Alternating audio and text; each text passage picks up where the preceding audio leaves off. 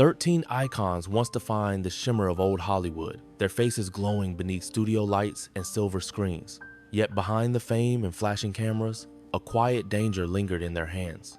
Cigarettes, symbols of style and sophistication, slowly became the chains that pulled them toward decline. As their stories unfold, you'll witness how beauty, talent, and success could still vanish one puff at a time, lost in a haze of smoke and forgotten applause. Number 1. George Harrison. In the closing days of November in the year 2001, the quiet Beatle passed away in Los Angeles after a long struggle with cancer that began in his lungs and spread to his brain. He was 58 years old. The man whose guitar once filled the world with melodies left it in peaceful silence, surrounded by his wife and son. It was the final note in a life that had balanced joy, art, and deep reflection. His story with cigarettes began in the whirlwind of the 1960s, when smoke drifted through studios and dressing rooms like part of the atmosphere itself. Fame came early, and with it, the habits of the era. Years later, the cost revealed itself. In the late 1990s, doctors found cancer in his throat, a cruel echo of those youthful choices. Surgery and radiation gave him temporary relief, but the illness crept back, relentless and unseen. By the summer of 2001, the disease had moved to his lungs and soon after to his brain. Even then, he refused to surrender to despair. Those close to him said he faced his final months with the same quiet grace that had always defined him. He turned inward, leaning on the spiritual lessons he had embraced since his journey to India. He spoke of karma and peace, reminding those around him that nothing in this world truly belongs to us, not fame, not pain, not even breath itself. When the end came, the world paused. Fans in London and Liverpool gathered in candlelight, their voices rising through the cold air in songs he had written decades earlier. They mourned not only a Beatle, but a soul who had spent his life searching for harmony amid chaos. His death was not an end, but a return to silence, to peace, to the infinite stillness he had always sought beyond the noise. Number 2. Dick Powell. In the cold weeks of January in the year 1963, Dick Powell passed away in a Los Angeles hospital after a relentless fight with cancer that began in his lungs and spread to his neck. He was 58 years old. The loss struck Hollywood hard. Here was a man who had once sung his way through glittering musicals, only to later redefine himself as the sharp, world-weary detective of film noir. His career was proof that talent could adapt, evolve, and triumph. Yet through every transformation, cigarettes remained the one habit he never left behind. He started smoking young when the studios encouraged their leading men to carry a cigarette as naturally as a prop. In the smoky glow of the 1930s and 40s, it seemed part of the performance. Cigarettes whispered confidence, charm, and masculinity. Powell embodied that image effortlessly, a star both debonair and accessible. But away from the cameras, the act became a routine. By his 40s, smoking was no longer a gesture, it was a reflex. When he moved into producing and directing, the pressures of leadership only deepened the ritual. He was known to light one cigarette after another during production meetings, walking across the room with a script in one hand and smoke curling from the other. Those who worked with him said he looked unstoppable, always in control. Few realized how much strain his body was under. The cough began quietly, dismissed as fatigue.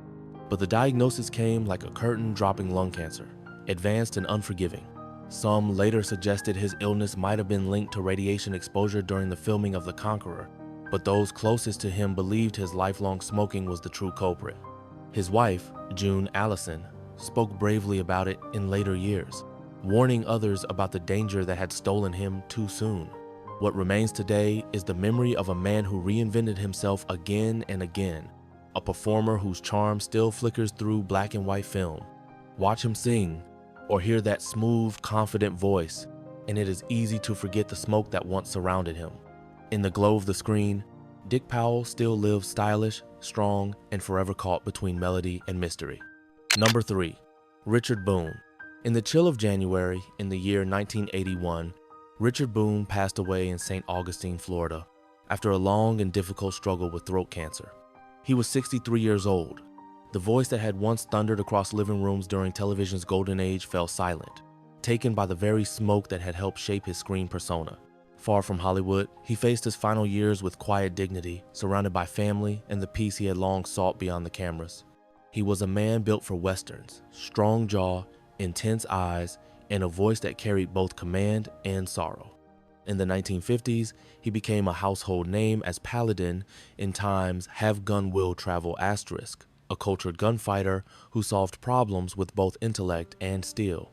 The role captured Boone's complexity, mixing intelligence with ruggedness, morality with melancholy. Yet behind that stoic image was a man who lived hard, laughed deep, and smoked endlessly. Cigarettes were always near, glowing beside his whiskey glass or between his fingers as he dissected scripts late into the night. Boone's attachment to cigarettes began long before fame. As a young Navy man in the Second World War, smoking was a comfort, a habit passed among soldiers during long, anxious nights. When he returned home, the habit followed, becoming part of his identity. His publicity photos often showed him half-shrouded in smoke, as though it were part of the myth of the Western hero. But over the years, the very symbol of masculinity turned against him. By the late 1970s, that gravel voice began to crack and falter. The strength that once filled his lines gave way to breathless pauses. Doctors found cancer in his throat, the cruelest fate for a man whose voice was his art. He endured surgery and radiation, but the disease advanced steadily. Instead of giving in, he chose smaller roles and moments of quiet work, refusing to let illness erase him completely. When the end arrived, the world lost more than a star. It lost one of the last true cowboys of classic television, a man who embodied integrity and struggle. His story remains a reminder of how even the strongest heroes can be undone not by bullets, but by smoke curling softly into the dark. Number 4, Lawrence Harvey. In the gray days of November in the year 1973, Lawrence Harvey passed away in London at only 45 years old after a fast and merciless battle with stomach cancer. His death stunned the film community. To the public, he still seemed invincible, an actor of cool authority and hypnotic intensity. The illness moved swiftly, giving him little time, yet he continued to perform, concealing the pain behind the same poised facade that had always defined him. Born in Lithuania and raised in South Africa, Harvey carried with him a sharp ambition that never faded. When he arrived in England to study drama, his presence was unmistakable. Directors were drawn to his precise diction and piercing gaze. In Time's Room at the Top Times and Time's The Manchurian Candidate asterisk, he portrayed men of charm and danger, as though power and vulnerability coexisted in his veins. To audiences, he seemed untouchable. In truth, he was often weary and restless, caught between the perfection the world demanded and the doubts he kept to himself. Cigarettes were his constant prop on set, in interviews, at rehearsals. Smoke curled through every room he entered. Colleagues remembered how he would light one cigarette from the dying ember of another, pacing as he rehearsed lines, the ash growing long and forgotten. It steadied him, or so he thought. He once quipped that tobacco gave his voice its edge, never imagining that the same habit was quietly corroding his body. By the early 1970s, the warning signs appeared. Weight fell away, appetite vanished, and the persistent ache in his stomach refused to fade. The diagnosis was stomach cancer, aggressive and unyielding. He traveled between London and Los Angeles for treatment, but medicine offered little relief. Even so, he refused pity. At premieres and parties, he still appeared immaculate tailored suits, calm eyes, and that enigmatic half smile. When he died, tributes came from across the world. Fellow actors spoke of his discipline, directors of his intensity. He left behind a body of work that glimmered with intelligence and precision. Yet beneath that brilliance lay a quiet tragedy, a man who built an image of sophistication while the smoke that once framed his elegance slowly took his life. Lawrence Harvey's story endures as a portrait of beauty and control undone by the simplest, most human weakness. Number 5, James Coburn. In the quiet month of November in the year 2002, James Coburn passed away in Beverly Hills after a sudden heart attack while listening to music at home. He was 74 years old. His departure was peaceful, yet it closed the story of a man whose screen presence had once embodied effortless cool. Beneath that calm exterior, his heart had endured years of wear, its rhythm shaped and scarred by a lifetime surrounded by cigarette smoke. During the 1960s and 70s, Coburn stood out as a new kind of leading man, tall, lean, and sharply featured. He carried an energy that felt both dangerous and relaxed. In times the Magnificent Seven asterisk, asterisk Our Man Flint asterisk, and times The Great Escape asterisk, he gave audiences characters that didn't need to shout to command attention. His smile could shift from warmth to menace in a breath. Off-screen, he was just as magnetic, a lover of jazz, motorcycles, and deep, easy laughter that often drifted through smoke. Hollywood during that era wrapped cigarettes into its very image. To be cool was to smoke, to let the camera catch that curl of gray rising beside your face. Coburn followed the ritual like everyone else, lighting up on set, in interviews, at dinner tables. It was as natural to him as breathing, and for years he gave little thought to what it cost. But time collected its due quietly. By the late 1980s, pain began creeping through his joints, a crippling case of rheumatoid arthritis that left him nearly immobile. Though not caused by tobacco, his weakened health reflected the toll of long years of stress and smoke. With fierce determination, he fought back through therapy and meditation, regaining enough strength to return to acting. His comeback was triumphant. An Academy Award for Time's Affliction Times proved that talent could outlast suffering. Yet his body never fully recovered. The years of strain on his lungs and heart could not be undone. On the night he died, he was at peace music playing softly, his wife nearby. The news of his passing rippled through Hollywood, where he was remembered not just as a star, but as a symbol of coolness that came to define a generation. James Coburn's story stands as a reminder of how the heroes who once smoked for style paid a heavy price for the image they helped to create. Number 6, Jack Warner. In the warm days of September in the year 1978, Jack Warner passed away in Los Angeles at the age of 86 after suffering a stroke that followed years of steady decline. The cause was not only age, but a lifetime spent surrounded by the haze of cigar smoke. With his death, one of the last architects of Hollywood's studio era was gone, a man whose willpower, brilliance, and flaws had built the dream factory itself. Jack Warner was never a performer, yet he commanded the stage of Hollywood like no actor could. From the birth of Warner Brothers, he was its driving force, turning ideas into empires and stories into gold. He had a sharp tongue, a temper to match, and an uncanny instinct for success. In every meeting, a cigar glowed between his fingers, its smoke curling through the air as if sealing his authority. To him, the cigar was not a luxury, but a declaration of power, confidence, and victory. It was part of his armor, inseparable from the image of the man who ruled an industry. But success came with a cost. By the 1960s, decades of relentless work, long hours, and endless smoking began to erode his health. Doctors warned him repeatedly to stop. He laughed it off. The smoke that once marked his triumphs had become his burden, clouding his lungs and heart. Still, he refused restraint. "A man has to live the way he's built," he reportedly said, puffing through the warning signs. In his later years, after the stroke that left him frail, he often returned to the studio lot that bore his family's name. He would walk slowly past sound stages, nodding at young directors who looked at him with awe. To them, he was a relic of a vanished age, a small, stooped man still holding a cigar, as though time itself had frozen around him. His story is the story of Hollywood's golden rise and its inevitable fading light.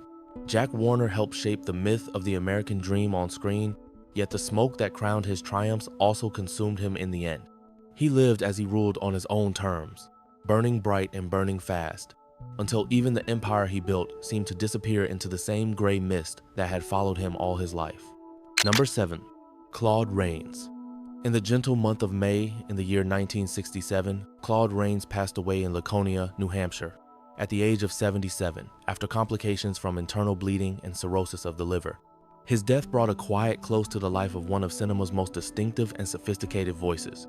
For decades, his presence had carried both refinement and mystery, but behind that timeless charm lingered a devotion to cigarettes that shadowed nearly every chapter of his life. Rains began on the London stage, where his mastery of speech and expression made him stand out long before Hollywood called. When he crossed the Atlantic in the 1930s, he brought with him a level of polish and intelligence that reshaped the roles of villains, mentors, and men of intrigue. His voice could command a room even when his face was hidden, as in Time's The Invisible Man times, and his grace turned supporting roles in films like Time's Casablanca, Time's and Time's The Adventures of Robin Hood, Times into unforgettable portraits of subtle power. He never needed to raise his tone to dominate a scene. A raised eyebrow or a pause between words was enough. Off-screen, he was a man of thought and quiet habits, tending to his garden or reading for hours, a cigarette always nearby. In that era, smoking was seen as the mark of sophistication, a companion for deep thinkers and artists. Rains believed it steadied his focus, a small ritual of control in a world of chaos. His photographs from the time are filled with soft light and drifting smoke, the perfect illusion of calm intellect. But the habit that once gave him poise gradually took its toll. The cough deepened, the energy faded, and by the time he recognized the damage, it was irreversible. In his final years, Rains withdrew from the glitter of Hollywood to live quietly on his farm in New Hampshire. There, surrounded by books and memories, he remained every bit the gentleman he had always been, dignified even as illness encroached. The cigarettes never fully left his hand, a lingering comfort that carried both familiarity and cost. When he died, the news stirred deep affection among those who had worked with him and those who had admired him from afar. Claude Rains left a body of work that still breathes with intelligence and grace, a reminder of how talent can outlast time, even when the body that carried it could not. His life was a study in contrast, brilliance and fragility, elegance and decay, forever entwined in the soft curl of smoke that once defined an age. Number 8. Sterling Hayden. In the calm days of May in the year 1986, Sterling Hayden passed away in Sausalito, California, at the age of 70 after a long fight with cancer. His death brought to a close the story of a man whose life moved like the tides, unpredictable, restless, and fiercely his own. Known for his tall frame, sea blue eyes, and air of defiance, Hayden was both an actor and an adventurer, a man too wild to be confined by Hollywood's walls. The one constant in his ever-changing world was the smoke that followed him everywhere. He came to fame in the 1940s, a sailor turned model turned actor, with the kind of rugged presence directors craved. In Times the Asphalt Jungle, Times and Times Doctor, Strangelove Asterisk, he carried a raw realism that made his characters feel carved from the same stone as life itself. But behind that power was a man uneasy with fame. He once said he acted only to fund his voyages, and whenever the camera stopped, he vanished to the sea. Out there, far from the glitter, he felt alive, hands on the ropes, eyes on the horizon, cigarette between his lips as the wind tore through his hair. At sea, the habit only deepened. He smoked while staring, while reading, while thinking about the next escape. The smoke became part of his rhythm, his identity. Friends said his voice carried the rasp of salt and tobacco, the sound of a man who had lived too many lives. When he returned to film in the 1960s, audiences saw it immediately, the weathered face, the quiet gravity of someone who had truly fought storms. Directors loved it, calling him authentic in an age of artifice. But time caught up. By the early 1980s, his lungs began to fail him.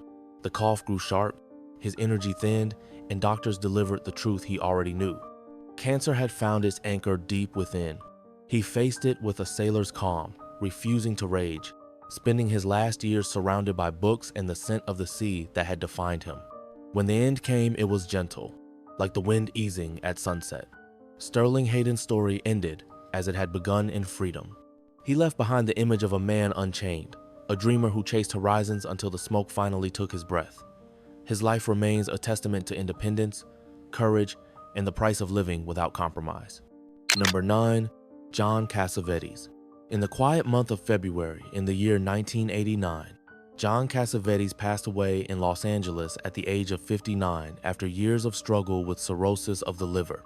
The illness was the final chapter in a life lived at full throttle, driven by cigarettes, whiskey, and a burning need to create. His death ended the voice of one of America's most fearless filmmakers, a man who turned rebellion into an art form and left behind a body of work as raw and restless as his soul. Cassavetes began as an actor in the 1950s, appearing on television and in small movie roles, his presence marked by intensity and truth. He seemed always to be thinking, always searching for something real behind the performance. Cigarette smoke often hung around him like part of his aura, curling between takes, drifting through interviews. He was uninterested in Hollywood polish. Instead, he carved his own path, directing films on small budgets with friends, family, and his wife, the brilliant Gina Rowlands. His movies improvised, emotional, unpredictable, captured life as it felt, not as it looked. To him, smoking was both ritual and rhythm. He lit one cigarette after another while writing, pacing, arguing, directing. His creative spaces were filled with smoke, laughter, and bursts of frustration. Those who worked with him said he never stopped moving, never stopped talking, his ideas tumbling out as fast as the smoke from his lips. The cigarettes seemed to keep pace with his energy, but they also drained it quietly, leaving behind the coughs and fatigue he tried to ignore. By the early 1980s, the toll of his lifestyle became impossible to hide. His voice grew rough, his body frail, yet his mind remained fierce. He finished Time's Love Streams, Times in That Fragile State, a film that played like a confession, full of longing and vulnerability. Even as his body gave out, his passion refused to dim. Friends remembered that he worked right up to the edge, fueled by love for his craft and by the unwavering presence of Roland's, who stood beside him through every storm. When he died, the film world lost not just a director, but a spirit of independence that had challenged the system itself. John Cassavetes proved that cinema could be personal, chaotic, and profoundly human. His flame did not fade quietly. It burned, crackling with life and smoke, until the very end. Number 10, Gig Young.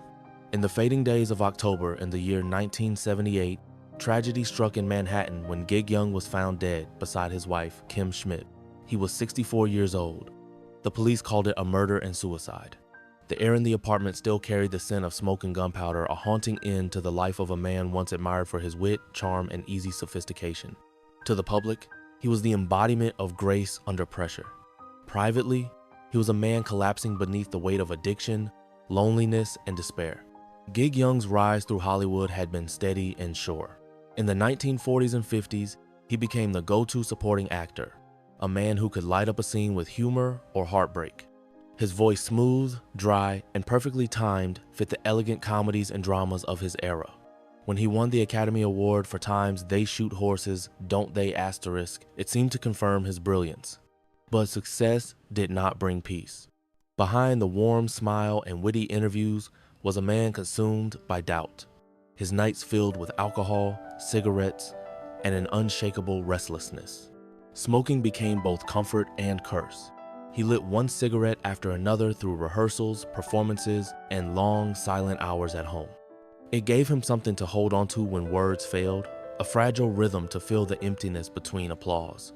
Friends recalled that his dressing rooms were often clouded in haze, the ashtray always overflowing. Over time, the combination of alcohol and tobacco wore him down. His energy waned, his skin grew pale, and his once effortless charm began to crack at the edges. By the mid-1970s, his career faltered and his personal life unraveled.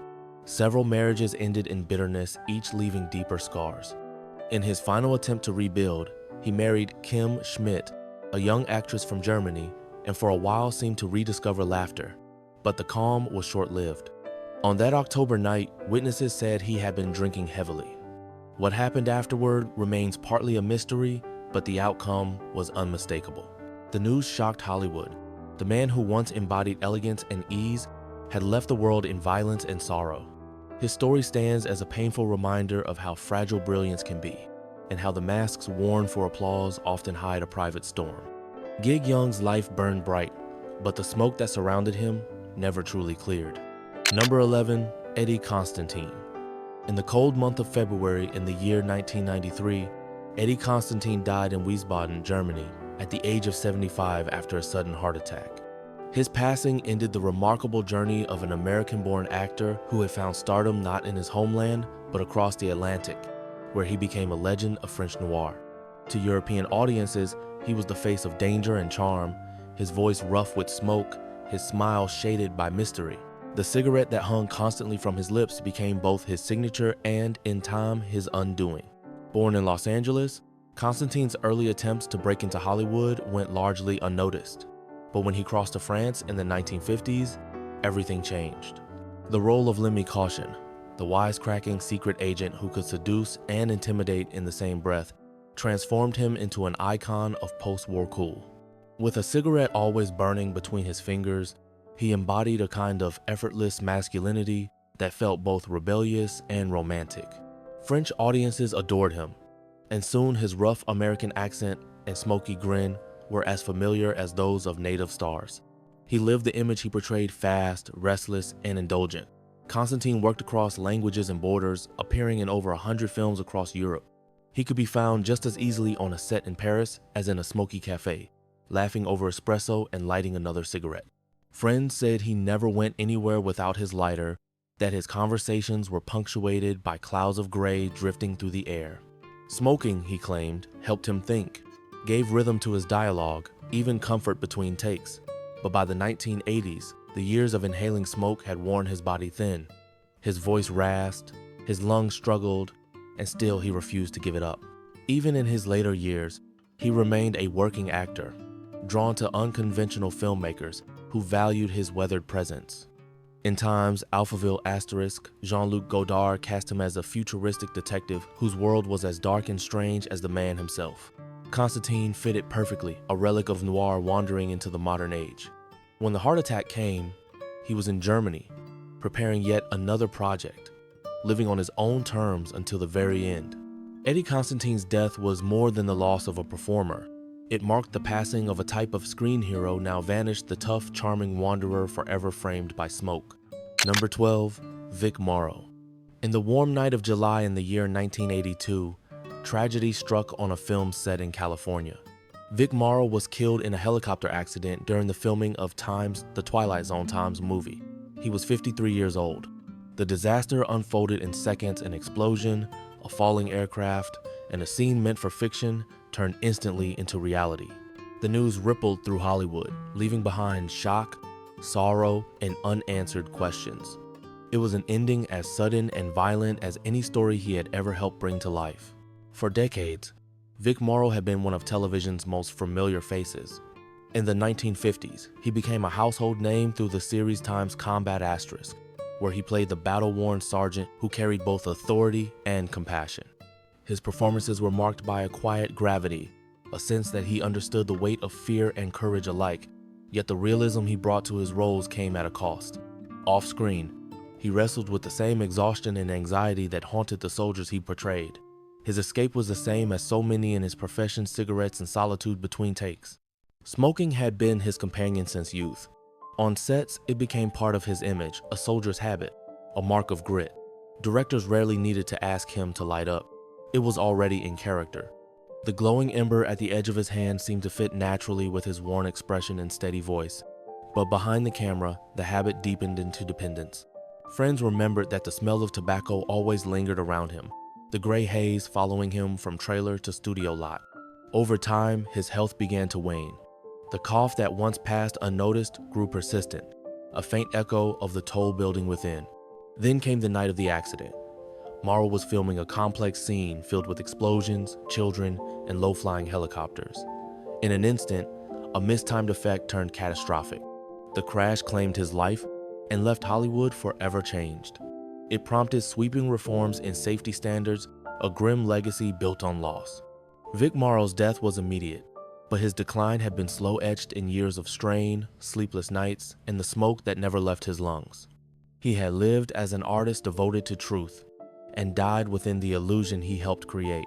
His story remains one of Hollywood's darkest reminders, that even in the world of make-believe, danger can be all too real, and the line between image and reality can vanish in an instant. Number 13, Terrence McGovern. In the soft spring month of March in the year 2022, Terrence McGovern passed away in San Francisco at the age of 79 after years of declining health. His death marked the end of a quiet but remarkable life, the life of a man whose voice had shaped the imaginations of generations. Though rarely seen on camera, he was part of countless childhoods. His words carried through radios and televisions with warmth and familiarity. Behind that gentle sound, however, was a lifelong companion that eventually betrayed him. Cigarettes, once his creative ritual, slowly became the shadow that dimmed his strength. McGovern's career began in the 1970s, where his energy and humor made him a natural fit for both live acting and voice performance. He lent his voice to beloved animated shows, commercials, and film projects, crafting characters that children across America came to love without ever knowing his face. He worked tirelessly, often deep into the night in small studios filled with the scent of coffee, ink, and smoke. The cigarette became part of his rhythm, something to hold between lines, something that steadied his focus while the reel turned. For years, the habit seemed harmless, part of the creative world he belonged to. But as time passed, his breathing grew shallow, and his once bright voice began to fray. Colleagues noticed the pauses, the way he would lean back to catch air before finishing a sentence. He continued to teach and perform, refusing to retreat completely from the work he loved. Even as illness advanced, he remained generous with his time, guiding young actors with patience and humor. Those who knew him spoke of his kindness, his easy laughter, and the unpretentious wisdom he carried everywhere he went. When the end came, it came quietly. There were no headlines, no spectacle, just the closing of a chapter written in sound and memory. Yet his legacy endured. His voice still lives in the cartoons and characters that continue to speak to new audiences long after he was gone. Terrence McGovern's story reminds us that some artists leave their mark not through the spotlight, but through echoes soft, familiar, and everlasting. Thank you for watching. Stay with us for more stories of Hollywood's forgotten voices and untold lives. We will see you again in the next episode.